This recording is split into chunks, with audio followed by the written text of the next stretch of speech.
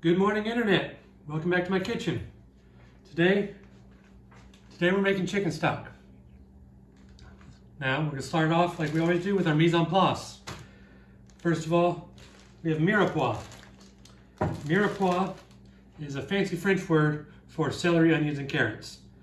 Basically, you want 2 parts onions, 1 part carrot, 1 part celery. I have a bunch of scrap onion that I've saved in the refrigerator. I have a bunch of scrap celery that I've saved, and I have some nice fresh carrots I'm going to have to cut up. Also, I have some bay leaf. Bay leaf gives it a nice herby flavor, just sort of rounds out the background. Also, of course, I have my chicken. Here I have nice fresh chicken.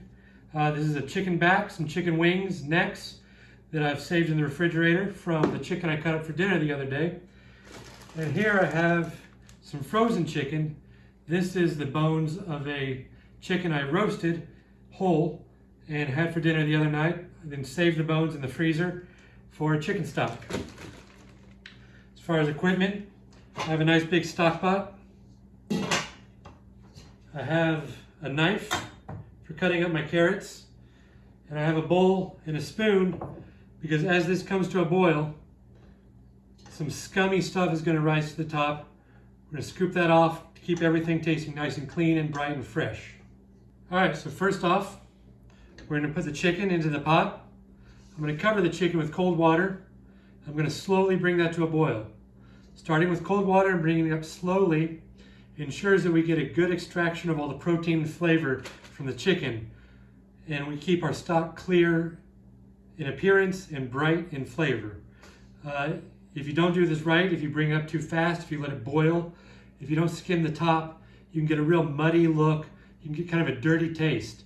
And that's not going to make your sauce or your soup or your drinking broth taste very good. So here we go.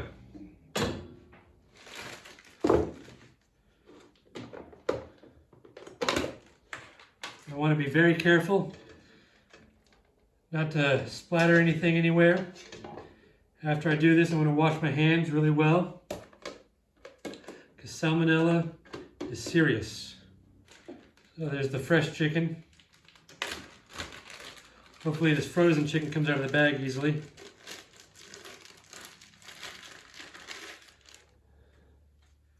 There we go. The chickens I get here, they come with feet on them. And that is just fine, because the feet are loaded with collagen and protein, and they make good stock. And there we go. So we have a mix here of fresh chicken and roasted chicken. Usually you have one or the other. Doesn't hurt to mix them. Some restaurants, people will make what's called a brown broth, where they take the bones of a chicken, they take a chicken, they bone it, take all the bones, put them on a sheet pan, put them in the oven and roast them and let them get caramelized. And that can make a really tasty stock. It depends on what you want. If you don't roast the bones, it comes out a little cleaner and brighter tasting, a little fresher taste. If you roast the bones, you get a caramely, richer taste. It just depends on what you want, what kind of soup you're trying to get, what kind of stock you want. All right, so we're going to fill this with water. I'm going to slowly bring it to a boil. While that's happening, I'll cut up the vegetables. Once it comes to a boil, we add the vegetables and we let it sit for a long time.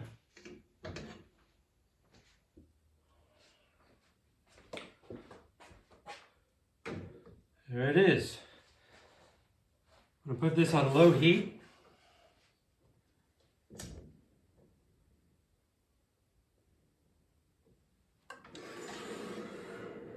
Put it on low heat. I'm going to bring that up to temperature as slowly as possible. No lid. I want this to go nice and slow. Once it comes to temperature, I can add my mirepoix and my bay leaves. While I'm waiting, I can cut up my carrots. I just realized right before beginning this video that I do not have a peeler. Thought I had a peeler. So I'm going to do a little trickery here. to remove this peel.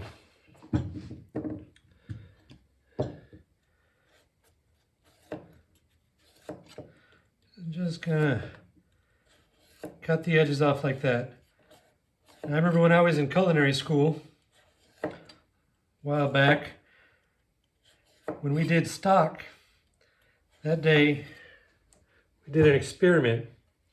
Because, you know, the kids always wonder, why do you have to peel this? Why do you have to peel the carrot? Why do you have to peel the onion? Why do you have to get rid of parts of the celery? And so what we did is we took everybody's scrap from their mirepoix, all the onion peel, all the carrot peels, all the celery bottoms, and we made a stock with that. And we tasted it. And it tasted horrible. So the reason we got to peel the carrots, the reason we peel our onions, is because we're refining them. We're just taking the parts that taste delicious. Because especially with stock is something you reduce often. And the more you reduce it, the more every mistake you made becomes evident, and the more every good thing you did becomes evident. And so every little detail, like peeling your carrots, ends up multiplying.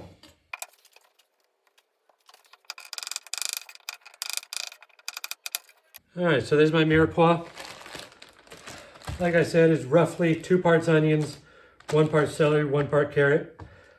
Probably a little light on carrot and a little heavy on celery here, but it's not really a big deal. It's just sort of an approximation. We still have a long way to go on heating up our chicken. So I'm going to say goodbye for now, and I'll come back when I have something to show you.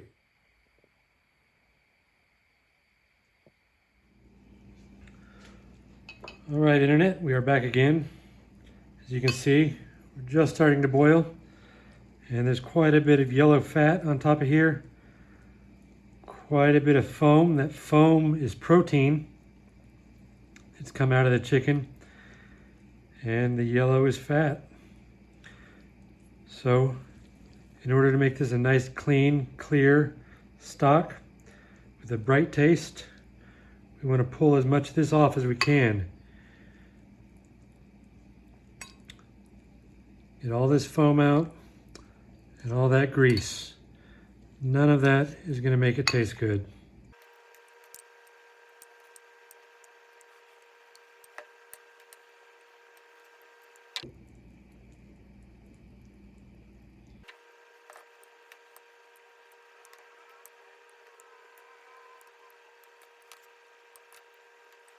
We got a lot of fat out of that.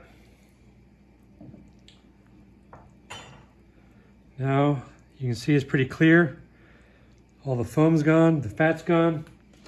Now we're ready to add our vegetables, our mirepoix. We've got some celery.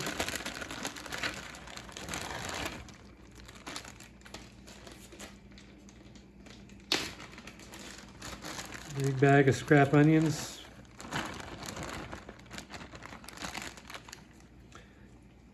This right here is why you always save your scrap vegetables. You can put just about anything in here. Mushrooms, any kind of aromatic vegetables, bell peppers. I typically avoid the cruciferous vegetables like broccoli or cabbage, Brussels. They don't tend to add a nice flavor, but anything aromatic you can use. But the mirepoix is the classic.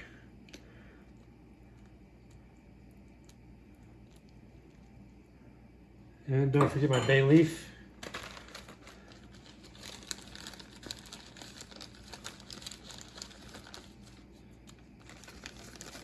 Couple bay leaf in there.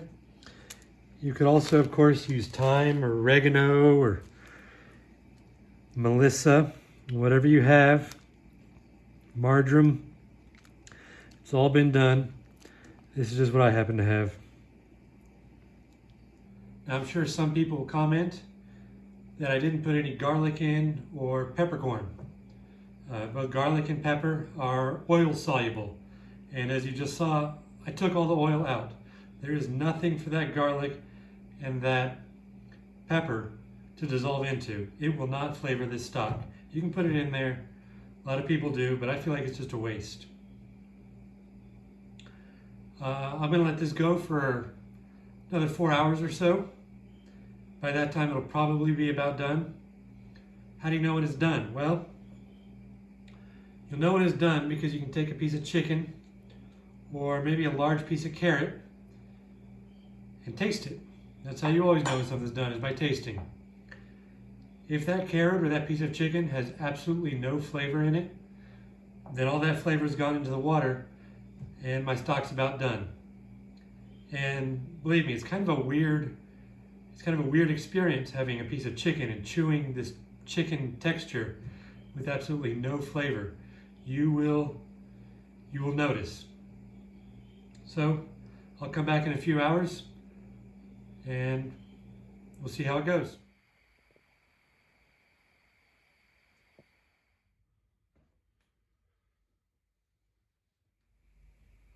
Welcome back. It's been about 6 hours. Stock has been sitting here simmering. Let's taste a carrot to see if we're ready.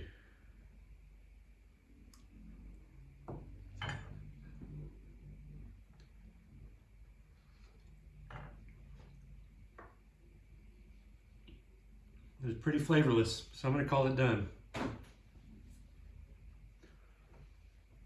Shut the stove off. Take it over and strain it.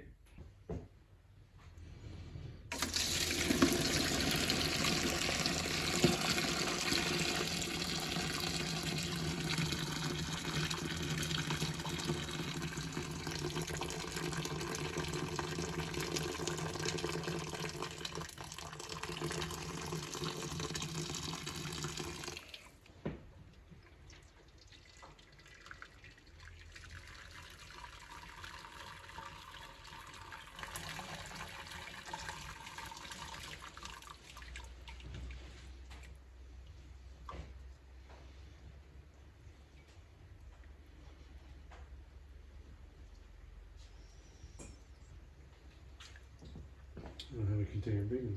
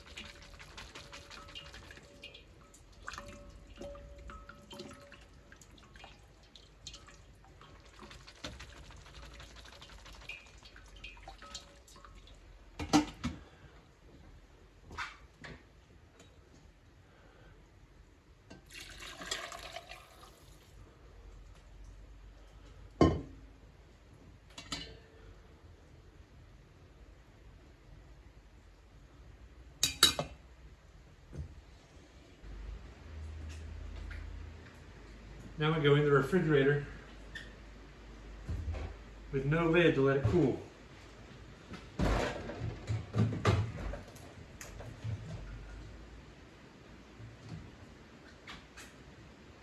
It's the next morning. The stock is nicely cooled. You can see there's a very thin, little paper thin layer of fat on top. There's no problem with that. We're just going to leave that there. And I'm going to show you how I like to store this stock. I have here some plastic bags, some Ziploc bags, and a little container, and a ladle. And what you do, you take a plastic bag, put it in the container, it gives it some support, and we're going to fill this with stock, and we can put these in the freezer. And that way you can pull out a plastic bag, it's just enough stock to use, and you can store it for months in the freezer without it degrading.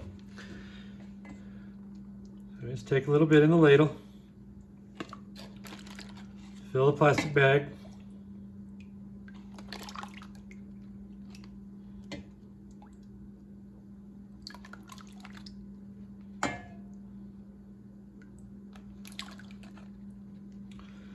And once it's about full, close the bag up. Get as much air out as you possibly can.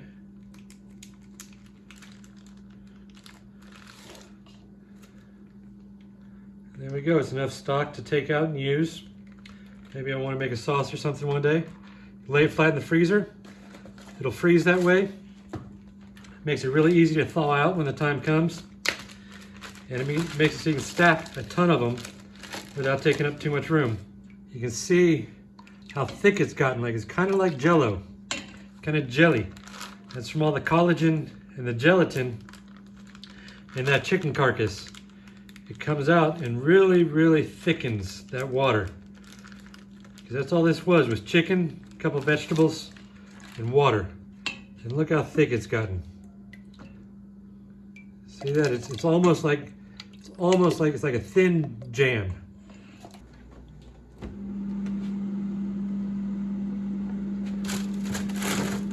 Now I can lay these flat in the freezer. Lay them flat in the freezer while they freeze.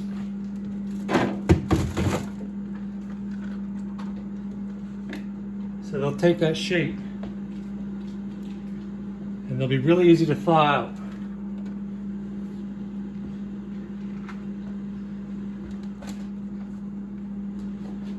And once they're frozen, I can stack them and they won't take up as much room.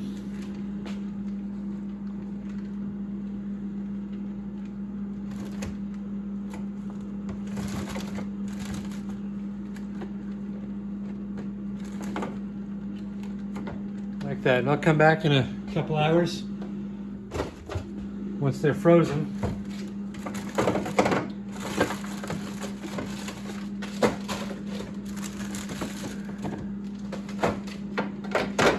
Once they're frozen, I can stack them up. All right, here we are. It's the next day. My chicken stock is frozen. It's stackable. And it can stay for a long time. I'll have some videos coming up later about what to do with this, how to make stock and soup out of it. As you can see, I already have some bones saved up for my next stock.